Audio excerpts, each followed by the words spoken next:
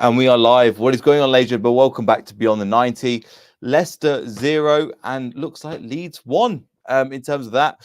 Overall thoughts of the game. Hopefully we'll have a few people joining as we go along. Just in terms of my initial thoughts, I mean, we were kind of outclassed at times. At times when we were playing football, we were playing some decent football. We kind of were in good positions, but at the end of the day, we lost the game. There's some really good bits to talk about. There's some other bits what I was a bit disappointed with. Overall, I think, look, there's lessons to learn in terms of if we're going up to the next level. I've got Anil joining. Anil, thanks very much for joining, mate. How do you think that game went? Enzo out, man. What are we doing on here? No, I'm joking. Yeah, it's a very interesting game. I think it went as I expected. I think the result I was not too sure about. I did think just run such a good run, you're going to drop points at some point. It was a clash of two styles. Very interesting game, I think, from that perspective, right? So we're trying to play the patient stuff, play it around the gap, entice them onto us, play through those gaps. They're going to try and do the opposite, which is like high press, push right up in our face, force us into that mistake and take advantage of it. Was a bit wary when first 5 minutes their game plan was completely working out and ours wasn't. So that really gave them a buzz.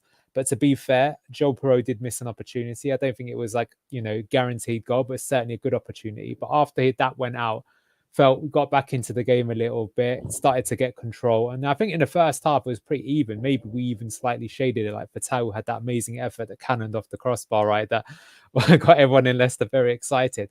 I feel where we lost this game today was two reasons. I think first 15 minutes of that second half, Farke made some slight tweaks and two things were noticeable. The wingers all of a sudden weren't getting the ball at all.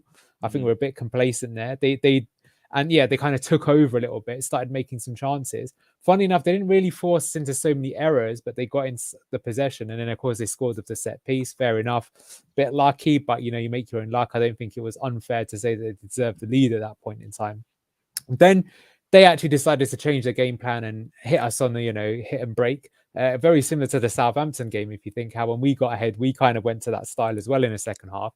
And then we started working them. So then our wingers did start getting the ball. We did start getting possession and making stuff. But I feel like the disappointment was we didn't really test their keeper until right up at the very end. So then my second point as to why I think we lost that game, I'm going to be a bit harsh on him. It's not entirely his fault, but I felt the game was a bit too much for Cesare Casadei. And I felt that like when we made the change of bringing Hamza Chowdhury on and we pushed Ricardo up into the position that Casadei was playing, we looked more threatening.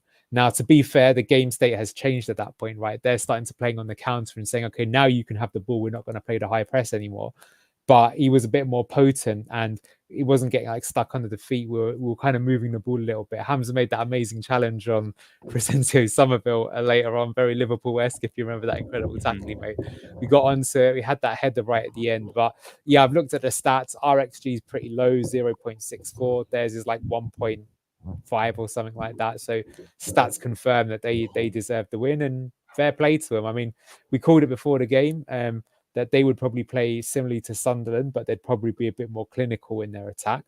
Interestingly enough, they didn't actually score off a fast transition per se, but the pressure that they forced from the fast transition, which was the set piece, they did score off and they got that. Could have been a different game if Fatawu's goal went in, but that would have been a worldie rather than like necessarily doing it. I do think we played quite well in the first half. So what are my takeaways from this game? I would still say that that's a really good test for us, right? When you're trying to change your style of play so completely, right, you need to practice it a lot. So actually, I felt even though we lost, bizarrely as though this will sound, I actually think we played better than we did against Sunderland. And the reason I think that is because against Sunderland, when we were under the cosh in the second half, we just kept pumping the ball long.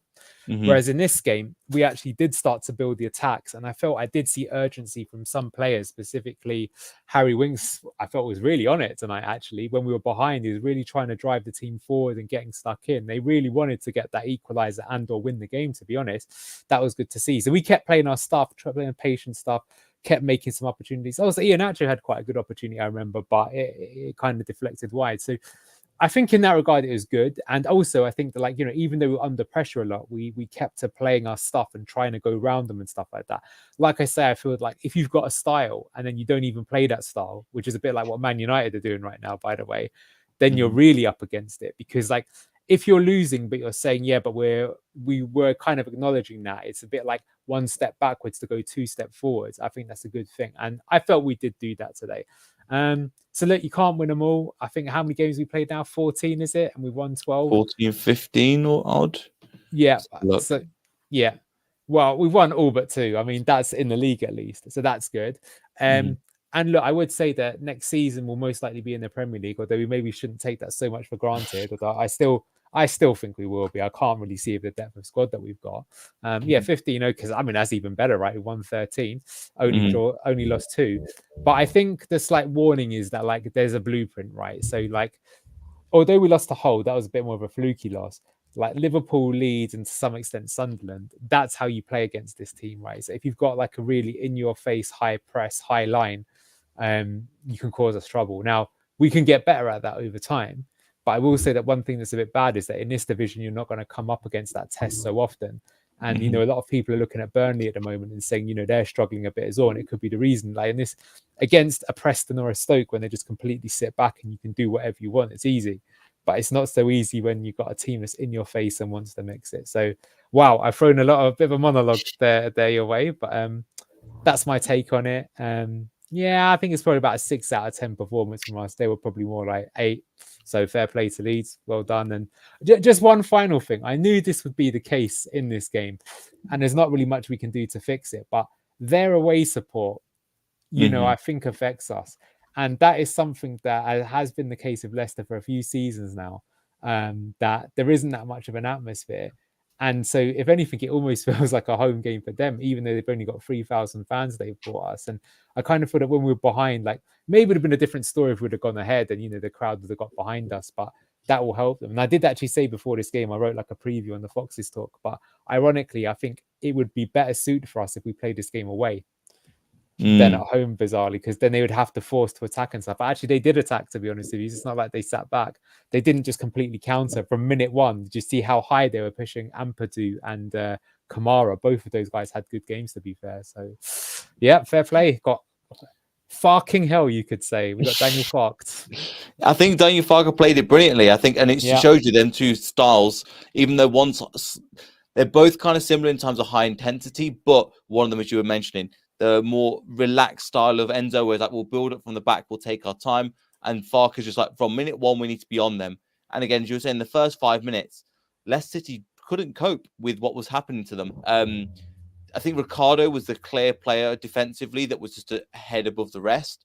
Not that to say the rest of them were bad, but you can see that if this was the level of potentially, if we come into the Premier League, you can see this is the level that teams will be at, and this what we'll have on a weekly basis. And at the moment, we did we're not ready survive that, though. We did survive that, though. So I mean, we did. That's definitely true. But I mean, there's not much you can do.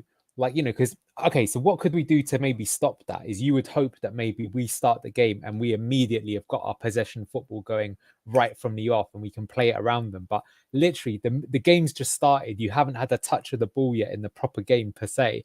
And you've got 2 people right up on you, right? That is why a lot of teams like Man City, Arsenal last season have these incredible fast starts, because it takes you a bit of time to play your way into it. And we did, I felt.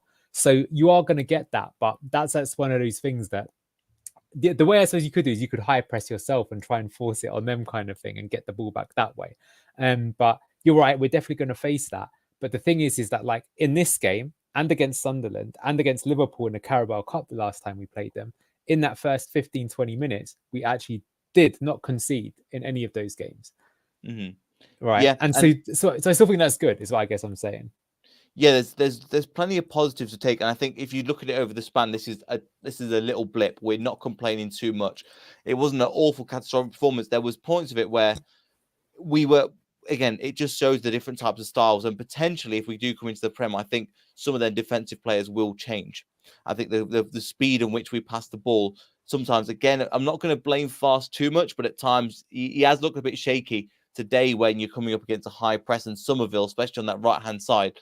He did at times. I think he was all right, but he could have, again, if you had a better game, Fast could have been in a lot more trouble.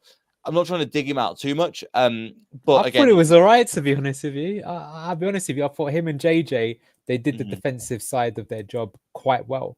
I'm trying to think, like, our passing was a little bit astray. I don't think it was as bad as it was against Sunderland, so it was decent enough. Or even against QPR. QPR is a game where the passing wasn't quite at it.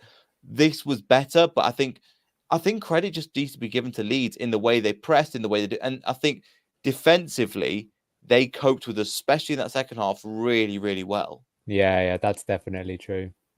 Yeah, I think they were really good. And then one thing I've got as well, obviously Fatawu, that chance that we mentioned as well. One thing I want to actually mention about him, I noticed earlier on in the game, his ability to track back. And this is something he can mark his man and double up on some of it where it was necessary. He'll obviously get the plaudits for going forward because, especially in that first half, after about the first 15 minutes, we managed to really wade the storm out.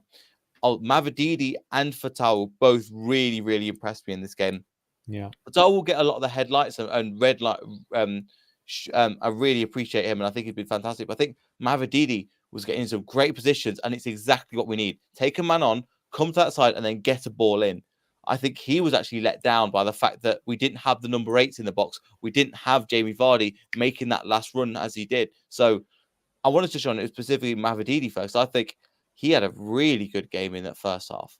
Yeah, I think he did actually. And I think it was a bit unlucky, just we were playing good stuff and making chances. So that's why I was saying I felt we actually even, you could say, slightly shaded that first half, to be honest with you. Because he looked electric, to be honest with you.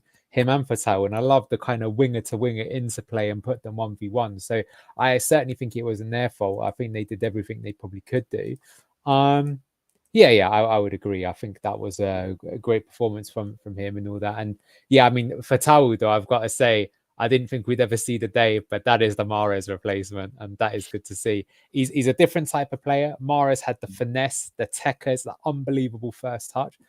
Fatawu is a bit more pace and power, but actually, I've got a feeling he could end up. Look, I don't think anyone's ever going to beat what Mahrez achieved for us, because he won us the Premier League and got us into the quarterfinals of the Champions League. But I think in the modern day Premier League, actually having the pace and power, the ability to go up and down, as you say, more importantly, being able to win the ball back. Like, I think, to be fair, what Ranieri got out of Mahrez is he did manage to make him track back and win the ball. And I could tell he didn't want to do it, but he did it, right? And that's good man management. As much as you thought, though, I think Danny Simpson did an incredible job of taking. I think that's unfair. But trust me, I spent a lot of time watching that guy.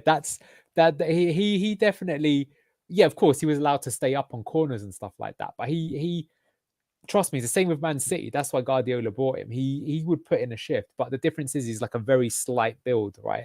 Fatawu, when you got someone who's built like that, the thing is not only does he track back, but he can win the ball back. That's a big difference, because then if you can win the ball back, you can set the counter on again.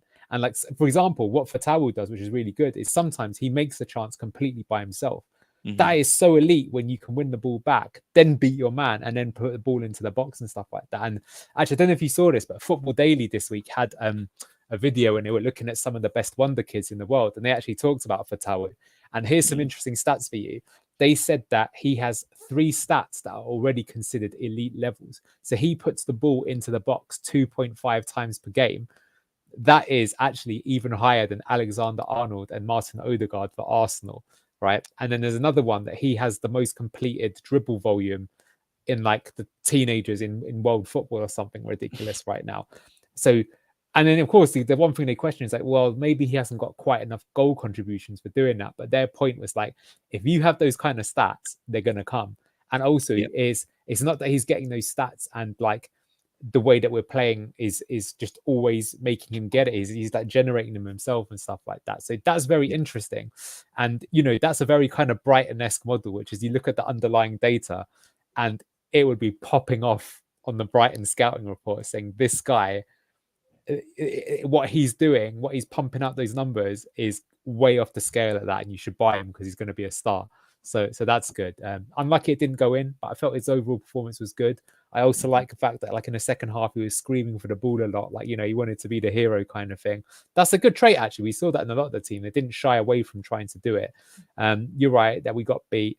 But it's a bit disappointing that we got beat, because, I think a draw would have still been a very good result, and it kind of gives them hope and stuff like that. And be interesting to see where Leeds finish, because they looked a very good team today.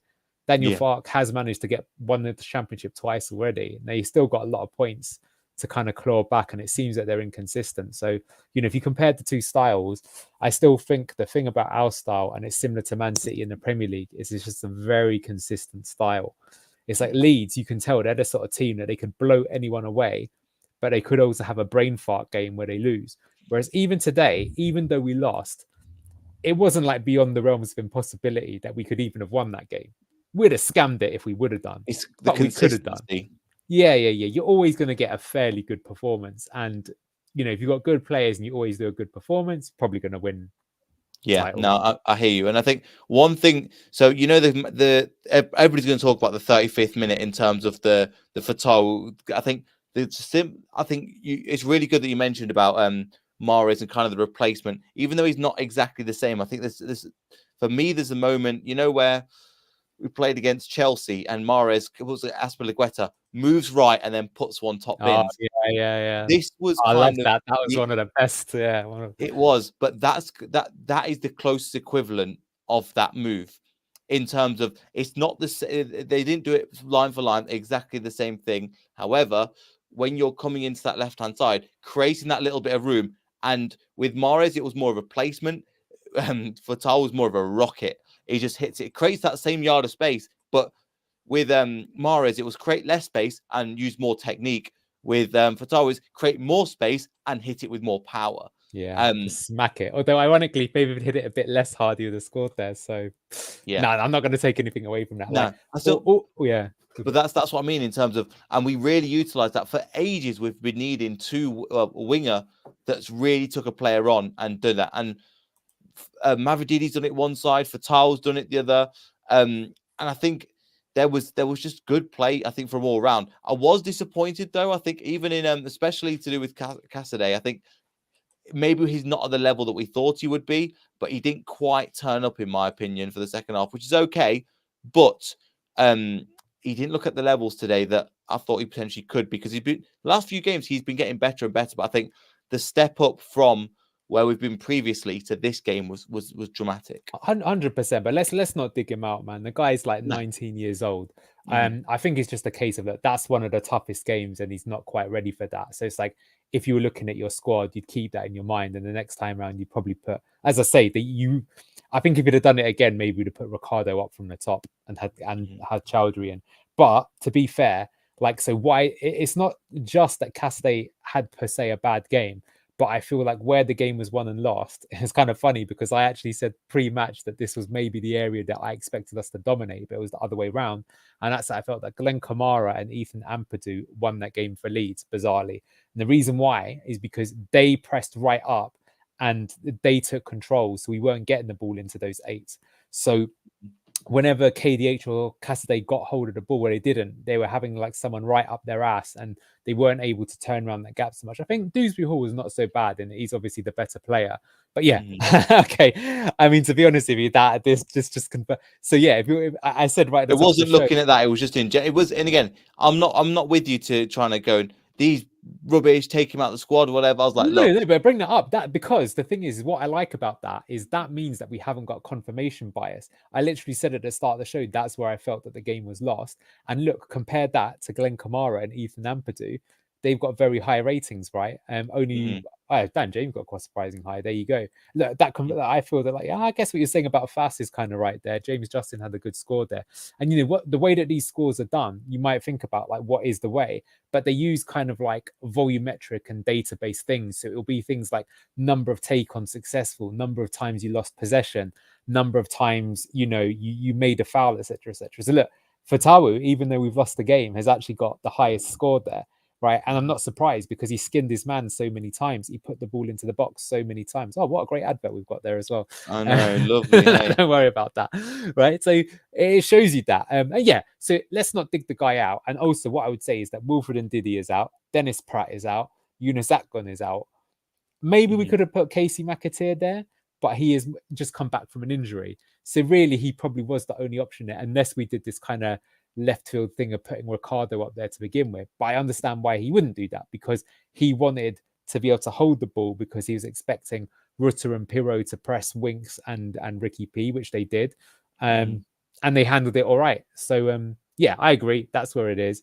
Cassidy, as it stands, Well, the funny thing is, I didn't think we would buy him, but the irony is that now he's probably on the market because I cannot ever see him playing for Chelsea, to be honest with you. Someone on the forum said they reckon he'll be one of those players that you see at Udinese in a few years' time. And he'll be like half decent, might even get the occasional Italian cap. But for the guy that was like top scorer in under-20s World Cup, you know, he looks not that type of player. But but yeah, look, I want to say I can never dig out a young player like that. It just means though that that's an obvious gap in the team that I feel in this style of play is very important. And unfortunately, in a tight game like it was today, we probably lost the game, especially say in that first 15 minutes of the second half because we haven't got someone to like really relieve the pressure. What's up, Mr. Leicester Down Under? How you going, mate? All right? Yeah. A little cranky. I was just saying on LTID TV, lads, that I would rather have lost to Queen's Park Rangers than lose that game. I don't know if it's my ego talking, but I wanted to like smash Leeds off the park and be like, right, we are the kings of this division. I really thought that the whole season that was the game that I was worried about and that was the most important to win, but you can't win them all. They deserve to win it, but still, nonetheless, equally as frustrating. I mean, it's frustrating, but at the same time, it's like the thing is, if this happens 3 or 4 games in a row, then sure, we've got the ability and the consistency. I think I know what you just mentioned before as well. You can see playing this kind of style that Leeds will lose it a lot more than we will. We'll be more, and it reflects in the way that obviously we've set up. Bearing in mind, Daniel Farke's been in around about a couple of times, the same as us, but you look at the position, even though they've just won against us, it's still, again, it's still an 11-point gap between the two of us. So it's still in a good position overall as well. I think we're still playing good football. We're still in a good position. It just didn't work out today, and that's okay. Just getting Mark in as well. Mark, I believe you're at the game. Good to see you as well. How do you think that game went? Not great. Stuck in the car park at the minute, so really sort of annoyed. But yeah, it's one of those games that, you know, I said early doors they're going to try and catch us on the break, and they did. They broke fairly well. I think Leeds played well, but I don't think we were quite at it tonight. No, but we've got levels that we can go up. I think if we can brush under the carpet for one and go, look, it didn't work out today. We'll be interested to see what Enzo says, but I've got a feeling it'll be exactly the same as the whole result. Look, it's okay. We're going to lose some games.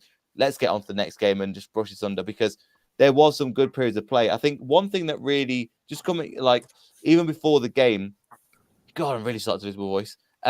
Around the, like, for example, before the goal, it was a consistent pressure from Leeds over and over again, Luke. And it turned out, again, the goal was just one of the goals that went in. But there was consistent pressure with Leicester. It's not that we didn't cope with it. It was just that Leeds were relentless. You hit the nail on the head, mate. But see, the difference is no matter what Enzo comes out and says, if you remember the whole, I think it was a mistake from Doyle that led to that goal, I believe. And that was, I felt like we dominated that whole game. Whereas Leeds, like you just said, they were relentless. I don't feel like we made a mistake this game. I felt like we were beaten. And that's the difference between this and the whole game. Unfortunately, I know that sounds awfully negative, but it's reality and it's the truth.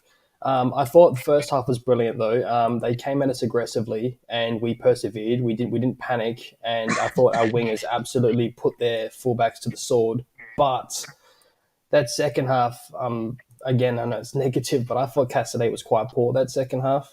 I'm glad he got subbed off. I think we're missing Twinkle Toes a little bit, but yeah, I don't know what you guys think. Maybe I'm being harsh. We said exactly that, and we brought up his ratings, and we showed that he was the lowest rated player on a pitch.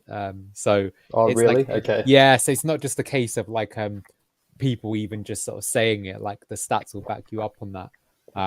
But we're saying as well that he's only a young kid, so you know, he made a change, right? Then he put Hamza on and put Ricky P up instead in that position. And maybe if it had started the game again, he would have done that instead. There you go. So yeah, I think Casaday's like it should be a rotation option for the other teams and shouldn't really play in these sort of like bigger games. But you know, we've said we reckon he's Enzo's illegitimate son, so I've got a feeling he will still play him in his big games. But there you go. But there's not much choice in that position in terms of the two players that would play send that kind of high 8 on the right hand side would be Wilfred Ndidi, out injured for looks like a month or so, and Yunus Akgun, who's injured as well. So at the moment we are there isn't really that player. I'm surprised that he did it. He went to a Ricardo high 8. Mark, how do you think that went? Because I know that was, again, substitution that I didn't expect to make in that position. Yeah, we were just talking about when we were walking back from the ground about maybe whether Casey McAteer could have come on and played in that position when Cassidy went off and just offered us something a little bit different. I think it was going, but I don't know what you guys have discussed already, but the big difference second half to first half today was that Fatawu, they got doubled up on, and they really sort of made him the. Yeah. Oh, I think he's frozen out. But yeah, I think that's exactly, again, it's a good, again, that's the perfect example, I think, for this one. He got frozen out just like Mark's frozen out now, in terms of the way that Leicester decided the tactics they did. It wasn't because we did anything bad, it's because we couldn't cope, because they doubled up on him, Luke, and that's what happened. There's nothing really we could do in that situation. No, it's just, it was we lost Mike.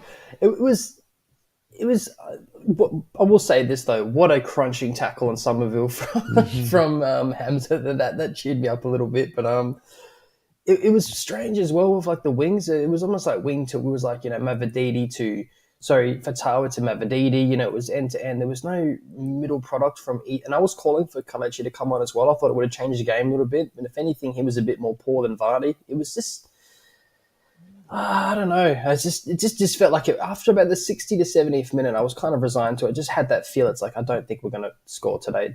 It's just, it's had that feel of the game to it. But on to the next one.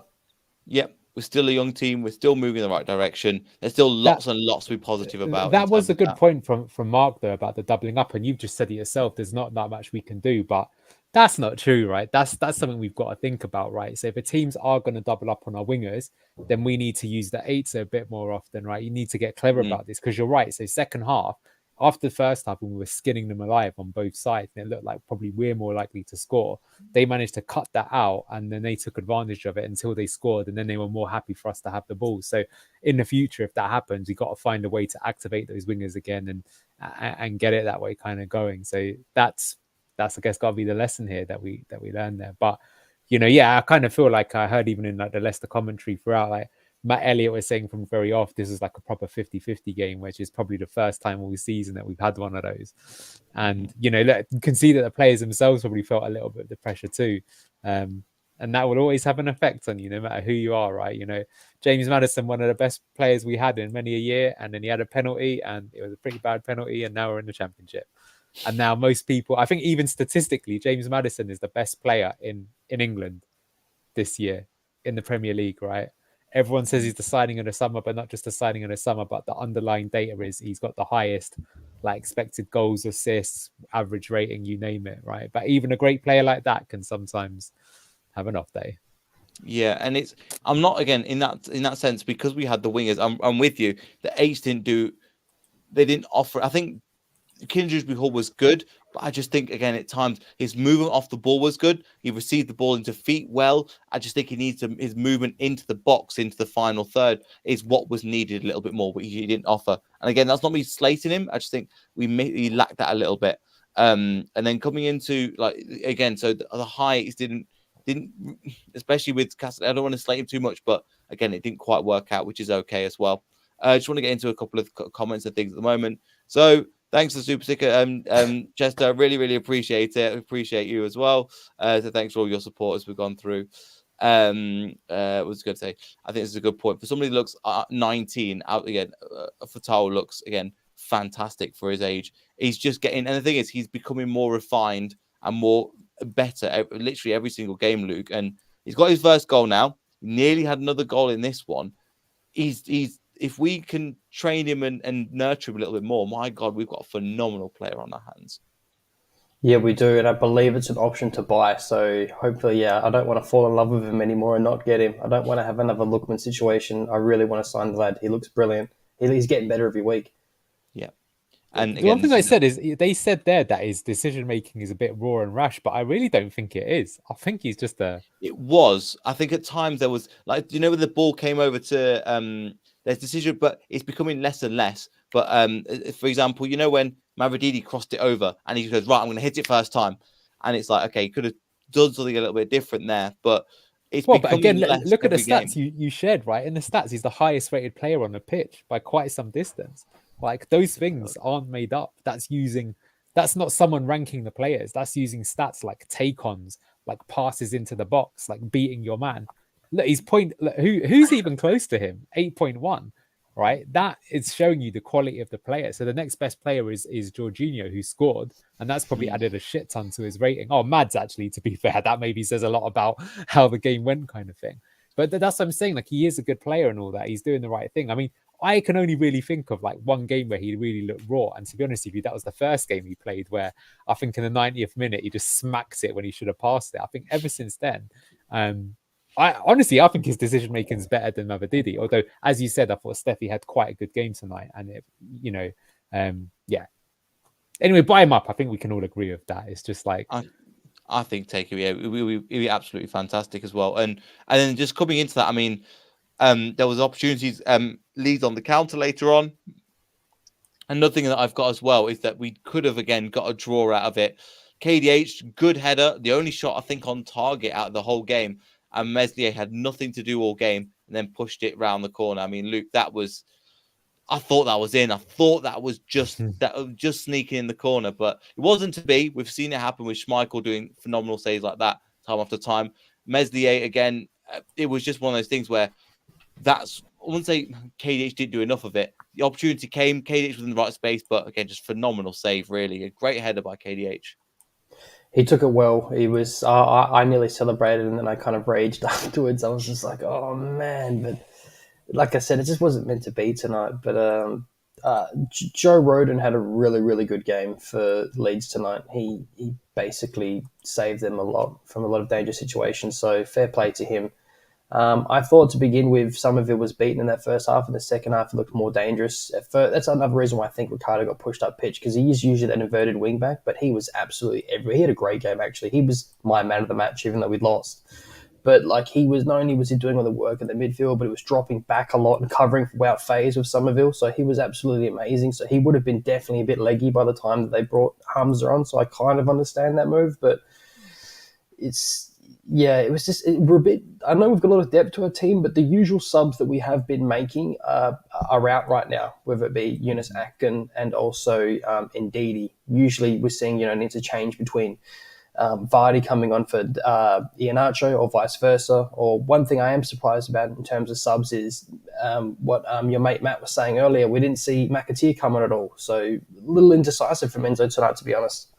Oh, it's reset. Yeah, I mean, I wouldn't say it's indecisive. We have one way of playing. Oh, it's all gone wrong. Where's it all disappeared to? I'll try and find it later. Luke is right, though. Like, it's true that, like, without that, it kind of doesn't feel anymore that, like, we just come on even stronger, which we did in some previous games where people would get terrified. If anything, you kind of feel like we get a bit weaker.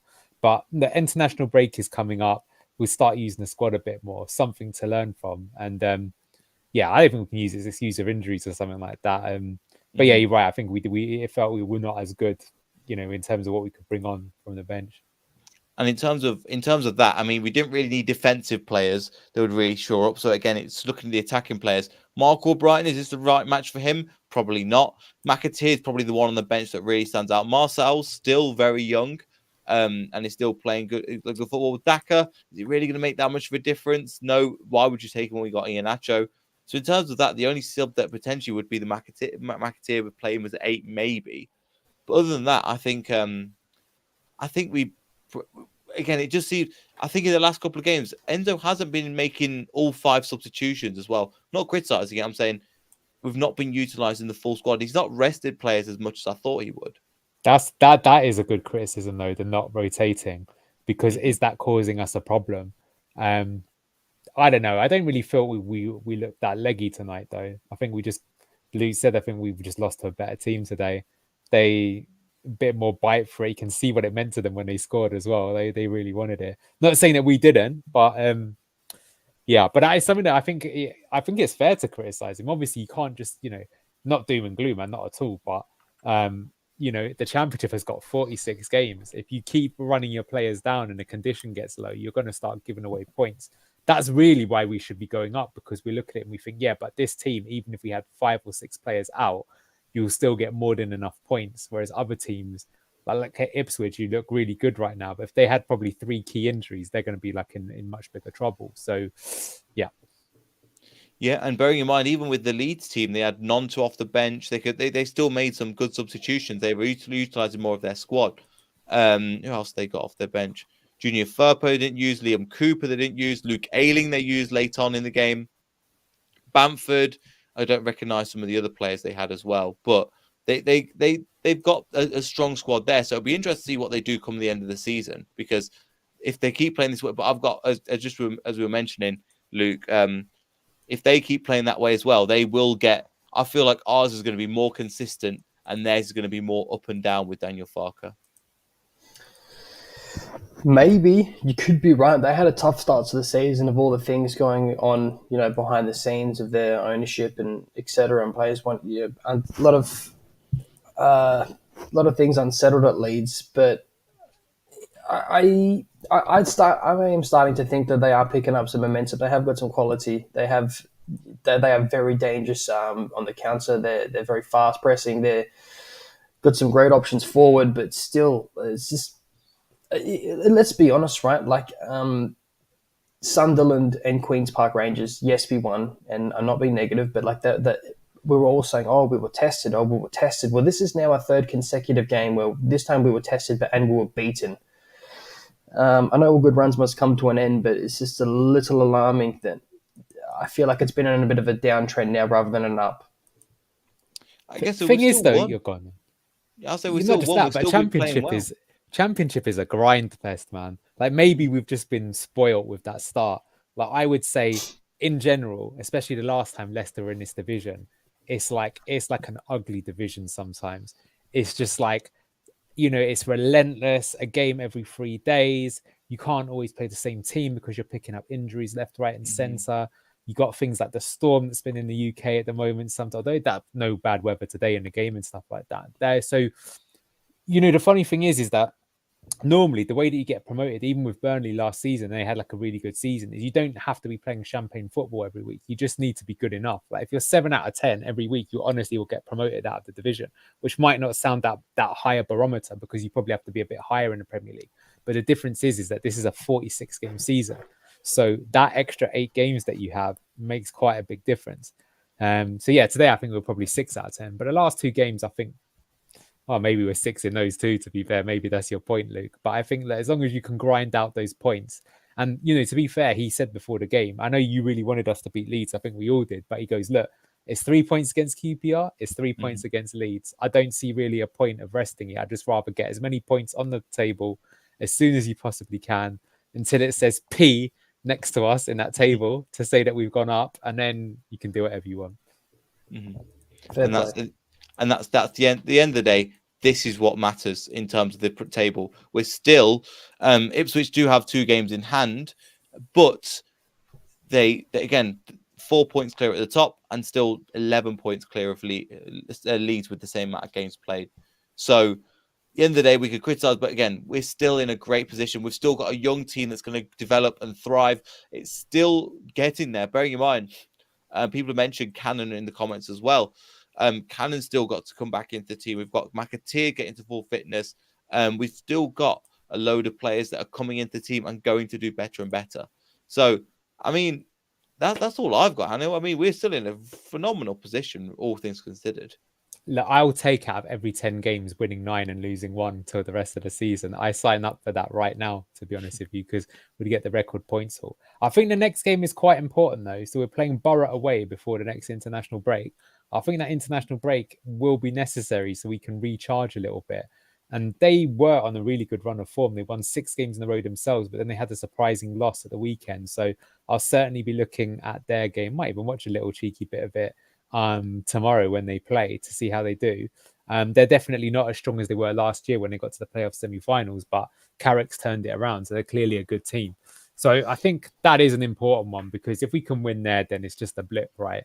To be honest, even if we were to lose it, we're still in a good position. But yeah, I think the point is you just want to make it so that teams are like beaten before they even turn up at the King Power, which kind of was the case. But now when you see a result like today, especially Leeds, it'll give them hope.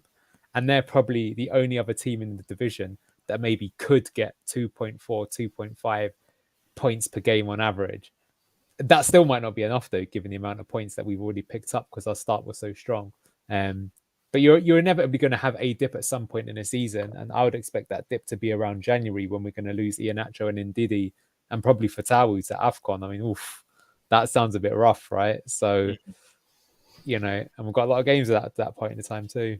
And then we've got potentially that way you could potentially see what's it called, McAteer coming into the 8. We can see Tom Cannon coming into the team more as well. So you've got other options in that team as well. And then after that run of Millwall, our next few games are looking again. Watford, not too bad. Sheffield Wednesday, West Brom, Plymouth, Millwall, Birmingham, Rotherham, and then Ipswich. But the run, again, we potentially have got through that tougher bit of the run already, Luke. We have. We definitely have, and I think thank you for reminding me. I know we are been a bit spoiled with 9 out of 10 wins. I think I am. I need to humble myself. We still have got a massive comfortable lead, but what I want to ask you guys about is we have got options for a lot of players, but like I've mentioned this before, in terms of putting too many eggs in one basket. I think with Ricardo, Hamza can do a job if required, but again, I want to go back to Harry Winks. I've been hearing a lot of Braybrook potentially being his understudy and filling in for that position if need be, because we were talking about earlier about Enzo, not making as many changes as we expected when we know we've got a bench to do so. But that's one player that's playing week in, week out and a full game. Like I don't want to see him get injured, and he is massively vital to our team, but I want to see someone else that can play that position just in case. It's something that will happen, I think, when we come into the Prem next season. Until then, we've just got to kind of hold on tight because we've not got the funds and everything to do that. And until, I don't know who else can play there. Maybe a Dennis Pratt is probably the best person, but it's a bit of a downgrade since then, to be honest. Probably Hamza, maybe. The thing is, I'm with you, but at the same time, it's good that we only have one position. Look at last season where we had, again, when Harvey Barnes was out, when James Maddison was out, we would just look and go, all hands on deck until they come back into the team. We've only seen the majority of play. Look at the wingers. Fatawu gets injured. Okay, well, we've got McAteer to come back. We've got Yunus to come back in. We've got that strength of depth. It's just with a couple of injuries, we've not really got that. But I'm with you. I think we're just going to hold on for this. And I think his injury record isn't too bad as well. And I think if we're playing one game a week, we'll be okay. Yeah. We're not playing 3 games a week. That's Luke's point, right? I know. That's what I mean, man. You can't keep playing him. Sorry, you can't keep playing like him week in, week out. 2 to 3 games a week, full 90 minutes plus. We've got the depth in other positions, but we haven't got it for there. Dennis Pratt, I think he's got a back injury, and then we've got to get him back up to fitness by the time that we could possibly need him. So, and also in terms of money, I think we might actually see some come in January. Iverson's not going to stay on the bench. We can get some money for him, I reckon. And also, again, I'm going to come out and say this. I think we sell Kelechi and Ndidi in January. If we cannot keep letting people go out for free. I know it sounds mental, right? But I think we can still get a bit of money for them. And if they're not gone, they haven't re-signed by January, we cannot risk anyone going out for free. And I think signing Tom Cannon was a statement of the amount of years we've given him, especially still having Daka if required. Again, Daka is another person I can see going in January. So I can see some money coming in January, to be fair. I know you got anything on that? Well, yeah, I think the issue of Harry Winks is that there's no one else, I think, in the entire division that you could get, right? So the problem is a player like that isn't going to grow on trees. So I think your point there, Neil, about we might wait till next season to get someone like that is probably true. I definitely agree with Luke. That's definitely a point, but let's cross that bridge when we get to it. You can always change formations if you really needed to. You can go back more to a classical 4-3-3 and stuff like that. So, you might have to do things like that. Look, in the last game against QPR, it was only for 5 minutes, but when they went down to 10 men, he put 2 strikers on, right? Because he knows that they're not going to attack at this point in time. So we just need to they're going to park the bus. We've got to break that bus down in the best possible way, which is 2 strikers. He's not stubborn enough to so I think he'll do that. I do think the bigger thing is he's maybe not making enough subs. Like you just said there, that then Leeds today have they made all of their subs? They've refreshed the game to keep the energy, right? Which is what you need with the high press. we haven't. If we were to do that, would that mean that we could press more? I understand why he's not doing it though, because he wants that technical competency and the fluency to be able to play the killer passes and stuff like that, which is why he trusts certain players over other ones. But that could come back to us. But look, if this happens, we can deal with it. I mean, like I say, still exceptional start, better than anyone could anticipate. And look, this is a loss, but it's not even that bad a loss, right? It's a 1-0 loss, right? Like Leeds themselves got beat 4-1, I think, by Southampton or something like that. You know, they've had like a few things. Fair play to them, though. They've played the top two, which is Leeds and Ipswich. They played them both away from home and they beat them both. That is respect. You know, they've done that so far. So that's the challenge. Come on, we've got to live up to it and see what we can do. And maybe it's good that it's not just like a piss easy league, that like, you know, we do have to mix the good, you know, the good times with the bad times, and, you know, remember what it's like being a fan, and it might push the team on to be a bit more, you know, potent in the next match. Yeah, if we lose 2 in a row, that's what I can really start seeing Luke getting. Yeah, sorry, I'm moaning too much, guys. Sorry, you should have just kicked me.